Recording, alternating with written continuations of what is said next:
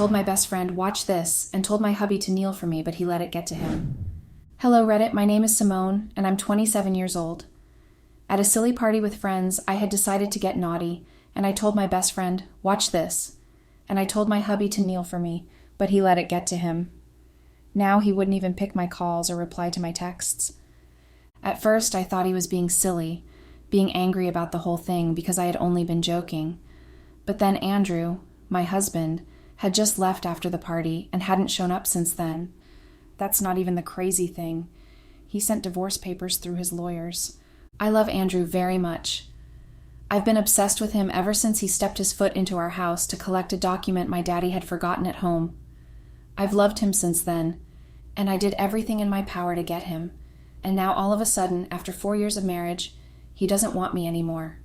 I cannot lose him. That's why I'm here. This really is my last resort. I need some advice or anything that could work. I really need to get my marriage back on the right track. I'm even willing to apologize and become the good wife Andrew had always wanted. Andrew worked for my father, as I have mentioned before. He apparently is very good at his job, and immediately we got married. My father had given him the title of CEO. But Andrew had refused and had worked hard and accumulated shares over the years to become a major shareholder of the company. Andrew has never been threatened by my father's wealth, as most of my friends and exes had been in the past. He had always wanted to stand his ground, despite being from a poor background. I admit I must have hit a nerve that day asking him to kneel when I knew clearly how much he hated when other people perceived him to be taking advantage of me to get my father's company. Even in front of our friends, that must have been too insulting and a little too much for him to bear. But a divorce? I feel a divorce would be a little too much for a mere joke like that. It must have been something else. Andrew must have found out. He must have found out about my indiscretion. Truth is, Andrew's brother Dan and I have been sleeping together for a while now, and I think Andrew may have found out about that, which must be the real trigger for the divorce. But I don't even know the real reason, which is why it's driving me mad, and I'm so scared, because I know that if the joke had been the only reason, Andrew would never have resorted to a divorce, but an affair would be a valid reason to put away your cheating spouse. I'm scared to ask if he found out about my affair, or whether it was the joke that prompted the action, and he's not even talking to me at all, which is making the whole thing worse. Let me just tell you guys the full story before you judge me. The whole thing had started out as a mistake. The truth is, I met Dan before I met Andrew at all. Dan had been my first boyfriend while I was in school.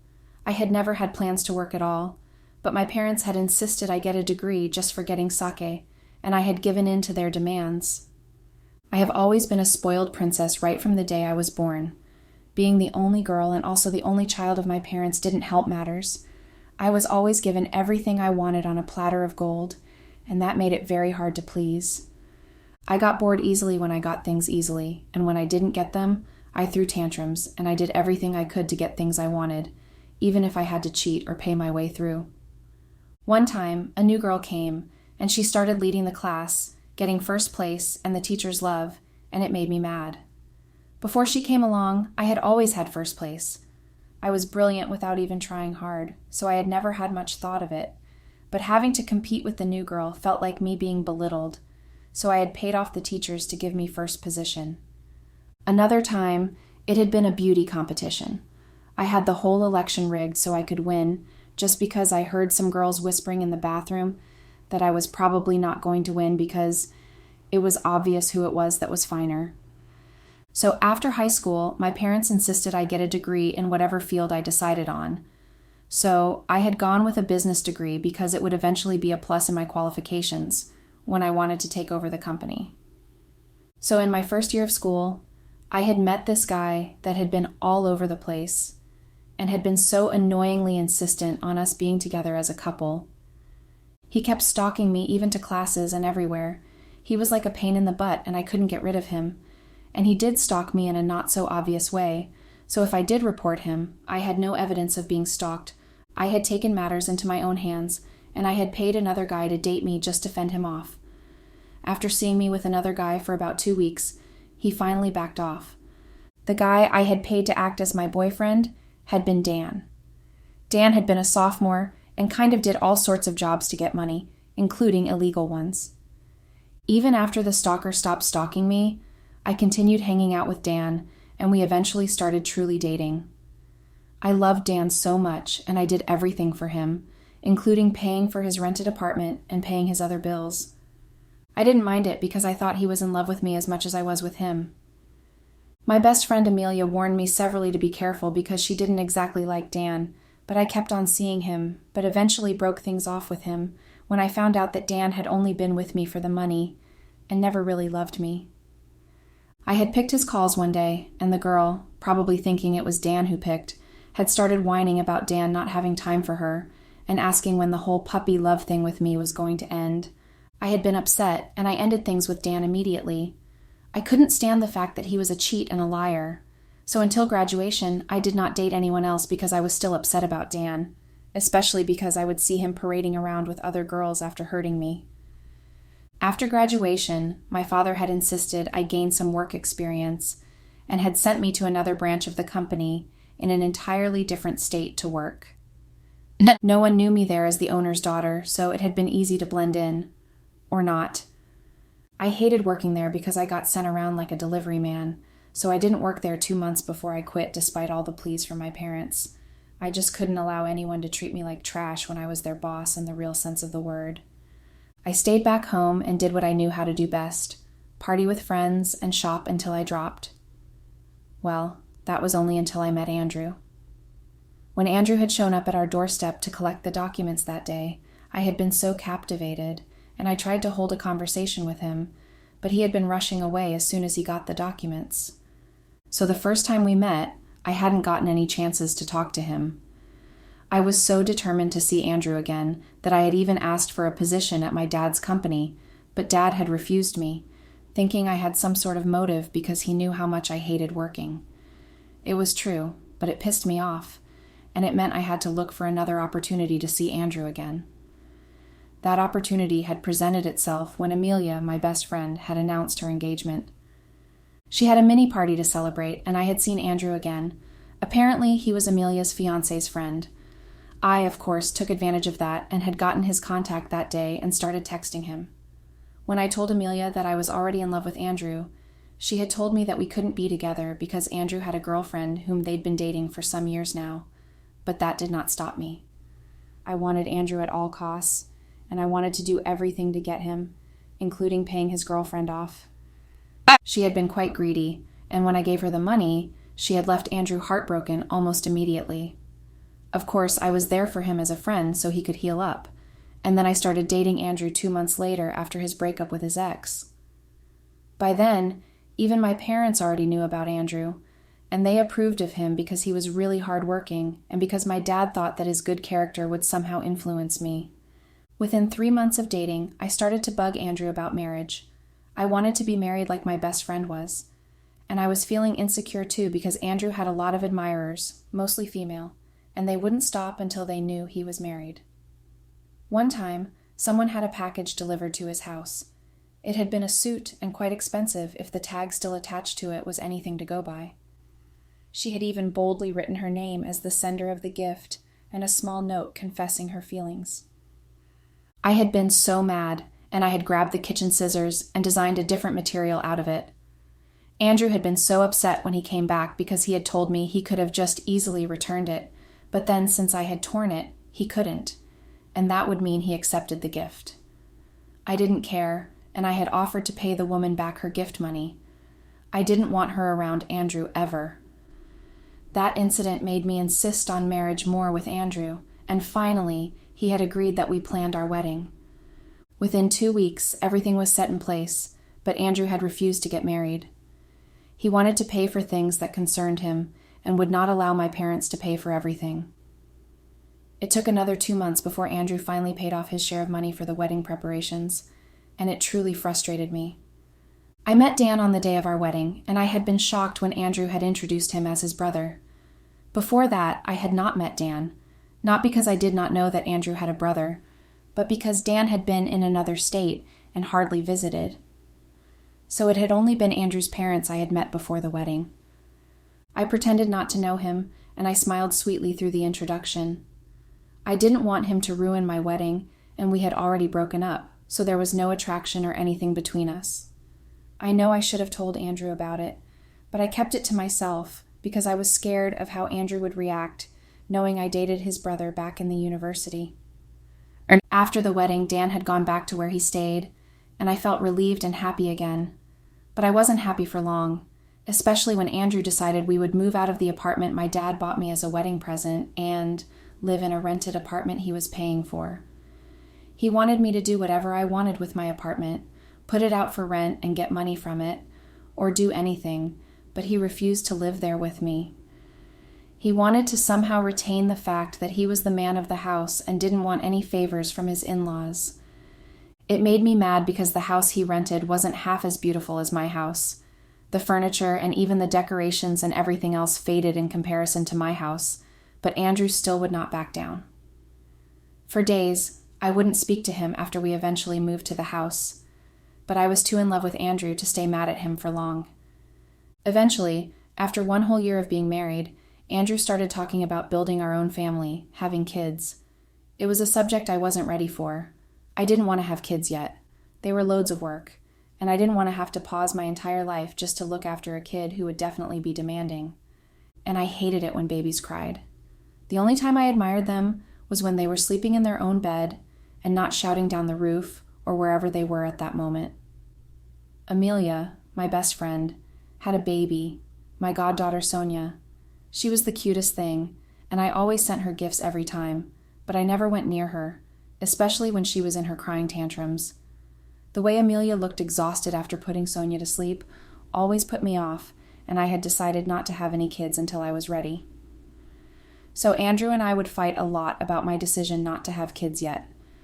And when I realized just how badly things were turning out, I pretended to agree with Andrew over the issue, but I started using pills to prevent getting pregnant after each sex. Soon I got bored with playing housewife after another year, and Andrew was always traveling around the globe for business. My dad had delegated lots of duties to him because of his health and old age, so Andrew had more than before, and that made him a lot busy. Although he always made sure to make time for me, it still really left me to fill the rest of my day, or sometimes days, with something else. I started hanging out with some girls I met at a random party. They were social butterflies, so they got invited to nearly every party, most of which they brought me along. Lily, one of the girls, loved having nightstands at each party, and she usually did. Most times Martha would join her in her hunt for the next victim of her sexual prowess, and then I'm left alone to wait for them, because I was married and wanted to remain faithful to my husband. It continued like that for weeks, until one night when I had met Dan while waiting for the girls to be back from whatever corner they were having sex around the club. I heard he had been in town from Andrew, but I had not seen him, especially because Andrew had gone on one of his usual trips. He tried to make small conversations with me, but I ignored him. When my girls came back, they saw him and bothered me for an introduction, which I did. The girls flirted with him throughout our remaining stay in the club, and it annoyed the hell out of me for some reason. I know I didn't care for Dan because he was my ex and also my husband's brother, but I just hated the way he easily made the girls swoon. I left early with an excuse of a headache, and Dan offered to bring me home. I refused the offer not so politely and left. The next day, Dan showed up at the house, and knowing that he knew Andrew wasn't back for another 2 days made me even more surprised. He had brought a champagne bottle as a peace offering. Apparently, he had come to apologize for treating me the way he did in school. According to his make-believe, he was young and selfish and just wanted to explore, and with his not-so-rich family, it was limited. That was why he had approached me in the first place, but after I broke up with him and cut all connections, he was already in love with me. But then I hated him and wanted nothing more to do with him. When I asked why he was telling me that now, he told me that he just wanted to say not to destroy my marriage, and he had even told me his brother was lucky to have me. I decided to let go of the past, and we shared the bottle of champagne while reminiscing about old memories and school. From then on, he started visiting often, mostly when Andrew wasn't around, and for some reason, I didn't find it weird at all. I was glad for the company, and it meant I didn't have to party as hard as I did out of boredom. He had told me one time that he wanted to settle here and build a family, and he had jokingly told me to link him with any responsible girl who had the same qualities as me.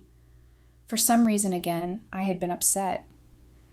Dan noticed my change of mood and was quick to apologize. But it hadn't been because he wanted to marry and settle down with someone like me that had bothered me. It had been the fact that if he indeed settled down, I would be lonely and bored again. I felt selfish, and I really wished he didn't get a partner anytime soon.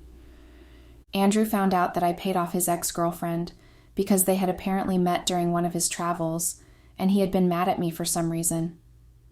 I mean, he should be glad I got rid of the gold digger on his behalf, but he had been upset that I did not allow him to discover that fact for himself.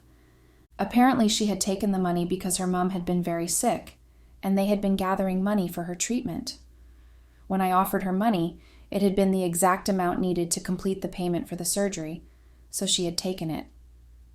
I couldn't bring myself to apologize, and instead got angry too. I didn't know that then, and I felt Andrew's anger was unjustified since he claimed to be in love with me, not her. I left the house and went to Dan's house instead of going to Amelia's house as I had intended to. I just for some reason changed directions on the road, and I kept telling myself it was because Dan would relate more since he was a man, and also Andrew is his brother. Dan, of course, took my side and faulted Andrew for getting angry over something like that. Dan told me that if he was the one who married me, he would never treat me like that. It made my insides jiggle, and when Dan kissed me, I had pushed him off when the kiss started turning into something dangerous, though. He had his hand inside my top and the other hand on my bottom. I left quickly and regretted allowing him to kiss me and me kissing him back. When I got home, Andrew was there waiting for me. He had dinner set up in a romantic way with candles, and he had a bouquet of flowers in his hand. He apologized for yelling at me and explained why he had been angry with me. All his reasons had been valid, and I had felt like a fool going to report him to Dan and also allowing what went on between Dan and me. I promised myself that night to speak to Dan and tell him it could never work between us. But some things are easier said than done. Or is it easier thought than said now in this case? I proceeded to avoid Dan through the rest of that week, but since I had no job, it was easier thought than done. So I eventually went with Andrew on one of the trips, and Andrew was so happy. He had always wanted me to come with him on his trips, but most times I rejected the offer because I felt I would be too bored while he worked. But the trip had been memorable because Andrew, after finishing up his work, extended the trip by 3 days, and we spent those times exploring the city. It had been fun. We went to different restaurants, tried out new dishes we'd never tried before, and we went shopping. Mostly I did the shopping while Andrew just smiled, approved what I wore, and then paid. We tried out couples yoga classes while there, and we went on picnic dates. It had been so much fun, and I just fell in love with Andrew the most. But somehow, in the back of my brain, I couldn't stop thinking about Dan and the kiss. I thought it was because we hadn't spoken after the whole thing and cleared everything up. I didn't want to ruin what I had with Andrew, and I kept thinking about Dan throughout the trip. After we got back from the trip, I waited until Andrew had another work trip before visiting Dan at his place. Wrong move, I know that now, but then I hadn't wanted to meet him outside in fear of people overhearing our conversation and then destroying my marriage. So I had thought his place was the better place to have the conversation. Well, we had ended up not talking at all, because immediately I walked through the door, Dan grabbed me and started kissing me. I tried pushing him off, but he was too strong, and I eventually gave in. We had sex that day, over and over again until I had to leave. The first time is always a mistake, but definitely not a second or third or more repetitions of the same actions. Dan and I continued our affair. Funny thing is, I knew I didn't love Dan any more than he loved me. I just felt like I was using him as a fun tool. He alleviated my boredom, and he, in return, got money. I guess we were using each other, but it hadn't been like the first time back in university when I had been naive and oblivious of his intentions. We both were very much aware of our intentions and the consequences of our actions, but still, we kept at it. Dan even became as bold as coming to my house to have sex with me. Once we were done, I would transfer him money and he would leave. Andrew had almost caught on one day when he was checking through my financial report for the month, and he saw me transferring money several times to his brother. He confronted me about it, and I had to lie that his brother had approached me to lend him money because he wanted to invest in a business. Andrew had believed me and had insisted that I did not give Dan any more money because he had the habit of splurging and had never had any serious thing going on for him. To avoid suspicion again, I opened a different account, which Andrew knew nothing about, and started using that to send Dan money. My house that my parents had bought me as a wedding gift, I rented it out, and I would give the monthly payment to Dan. This continued for several months, and I didn't think Andrew suspected anything. Well, until the recent happenings. Amelia had invited Andrew and me to hers and her husband's housewarming party. They had just moved into their new home after welcoming their second baby. A baby boy this time, and she had wanted to celebrate. So Andrew and I had gone to the party, and somehow I just got jealous. Amelia had the perfect life, the perfect husband, and perfect beautiful babies, and she seemed happy and not bored with her life, even though she was a stay-at-home wife like I was. I had never told Amelia anything about what was going on between Dan and me. I knew how strongly she hated women who thought it wise to cheat on their spouses. Her mother had cheated on their dad and had another baby with her lover, and her dad had not recovered from the shock after discovering that until he died. So she had always spoken so bitterly about women who cheat on their husbands, and I knew how disappointed she would be if she found out exactly what I was doing. And seeing her glowing with happiness and warmth around her husband and kids made me jealous. I wanted that, and I knew I had been the one blocking my chances of having kids with Andrew because I had not stayed off the pill once. I knew Andrew would make a great father, and he was already a great husband. So I started contemplating taking myself off the pills. But I was scared because it meant I would have to stop sleeping with Dan if I didn't want the paternity of my baby to be questioned. So I kept putting it off until the day everything came crashing down. Andrew had saved enough money and bought us our dream house, and I had been so excited and had planned our own housewarming party. I had invited friends over, both the ones I didn't talk to again and the ones I still spoke to. I wanted to show off, and it felt like the perfect opportunity to do so. Luckily for me, Dan had been out of town for some reason, which I had no idea of, on the day of the party, so I had relaxed, thinking everything would go according to plan. I had, of course, invited Amelia, who had dropped off her kids with her sister so she could enjoy the evening with friends and her husband. The party started off normally, and we even had fun reminiscing on old stories and laughing. Everyone was having fun. 2 days before the party, Andrew had started behaving off, and I had no idea why. He would ignore me when I talked to him, and most times he pretended like I wasn't there or talking to him at all. He even did not sleep at home and only came home the afternoon before the party. He had stuck to his study until it was time for the party, and I had wanted to ask him what was wrong, but I got distracted with planning the perfect evening, so I decided to do so after the whole thing. During the party, he just stuck to his bottle of beer and his friends, and they were laughing hard. He didn't do his usual habits of coming and hugging or kissing me on the lips like he couldn't get enough of me, the way he usually did whenever we were around each other.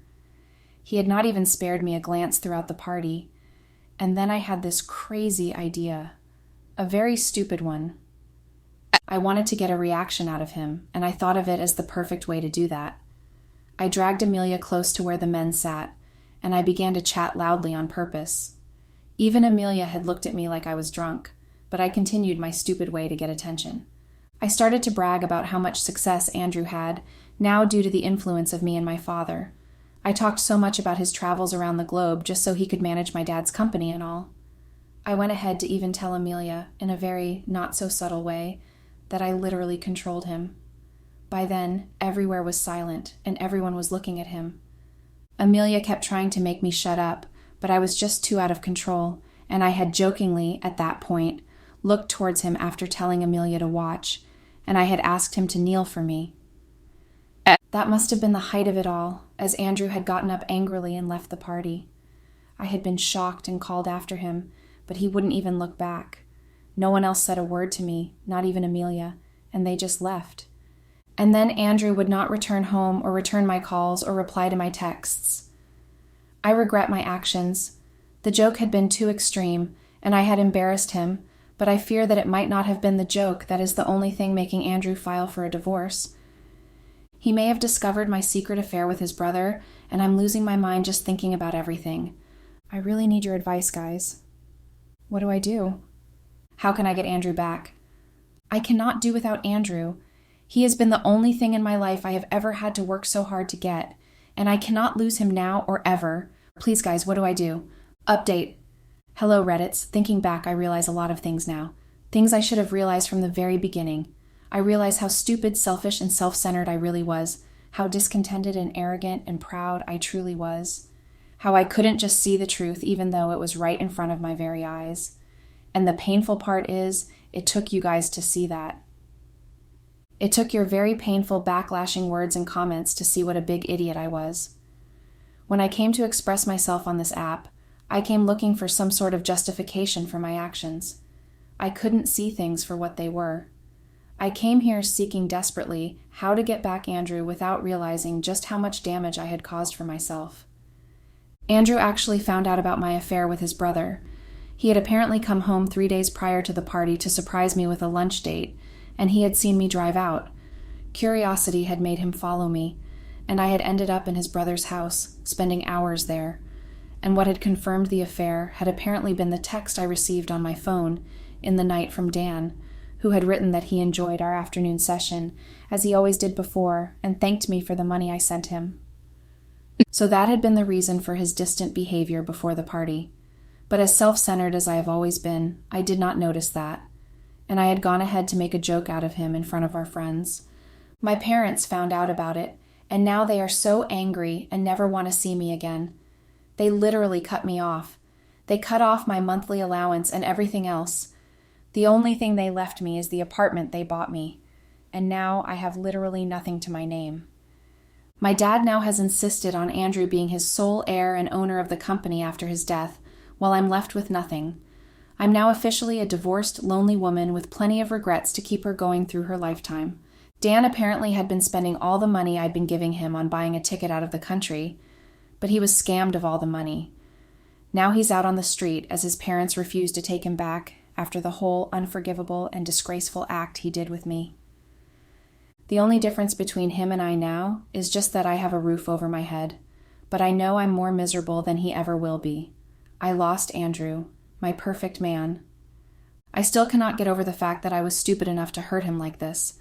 I claimed boredom for my stupid actions, and now I'm stuck with no dull moment now. Only those moments are filled with lots of regrets in my head. It's an amusement park in my head now.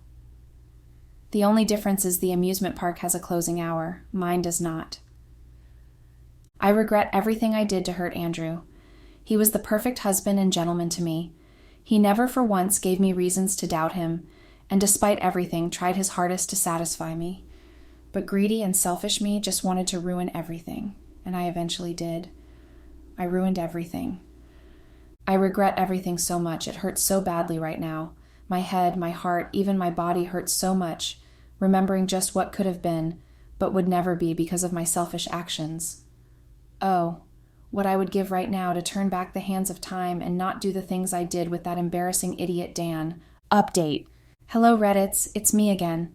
This is probably my last post here, and I know you guys hate me so much and never want to hear from me again, but I just have nowhere else to go or someone else to tell. Amelia, my best friend, has refused to speak to me ever again, and my parents were very serious about their decision to disown me. Andrew was the only person I could talk to, but I lost that right the day I decided to cheat on him. Words cannot express just how horrible I feel on my inside right now. Time is the only thing I have on my hands right now. My head is like a broken recorder. It just never stops rewinding back to the moments I ruined everything. My dreams are filled with the same thing I wake up to think about. I now have a permanent headache, punishments for my actions. I know I will forever pay for the things I did, and I'm filled with regrets each day more than the previous day. I hate myself more each day, and I desperately wish I had done things differently. I wish I had been the most caring and understanding wife, and I had agreed to have our kids and stay at home and take care of them. I probably would have been happy just as Amelia is. I shouldn't have decided that cheating, especially with my husband's brother, was the best way to rid myself of boredom. I should have told Andrew from the beginning who Dan was. Perhaps then, Andrew wouldn't have trusted Dan around me, and maybe I would have been able to prevent all of this heartache. I wish so much that I had done things better. The thought that Andrew would eventually move on and marry another woman and have kids with her and my parents would smile and support him drives a stake further into my heart, like it wasn't already buried deep into my heart. I hate myself so much. I hate myself for causing all these pains, for trapping myself in this abyss. Well, I sure hope that you guys don't end up like me, because I can tell you for free that wishes for liars and cheaters like me don't ever come to pass. Thanks and goodbye.